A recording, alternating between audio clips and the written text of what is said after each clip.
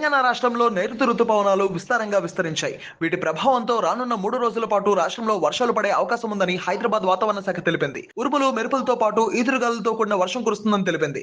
ఇవాళ నిర్మల్, నిజామాబాద్, రాజన్న సిరిసిల్ల, నల్లగొండ, సిద్దిపేట, యాదాద్రి భువనగిరి, రంగారెడ్డి, హైదరాబాద్, మేడ్చల్, వికారాబాద్, సంగారెడ్డి, మెదక్, కామారెడ్డి, మహబూబానగర్, వనపర్తి, నారాయణపేట, జోగులాంబ, గద్వాల్ జిల్లాల్లో వర్షం కురిసే అవకాశం ఉందని ఆ శాఖ అధికారులు తెలిపారు. రేపు నల్గొండ, సిద్దిపేట, యాదాద్రి భువనగిరి, రంగారెడ్డి, హైదరాబాద్, మేడ్చల్, మల్కాజ్గిరి, వికారాబాద్, సంగారెడ్డి, మెదక్, కామారెడ్డి, మహబూబ్ నగర్, వనపర్తి, నారాయణపేట, జోగులాంబ, గద్వాల్ జిల్లాల్లో వర్షాలు కురుస్తాయని హెచ్చరించారు.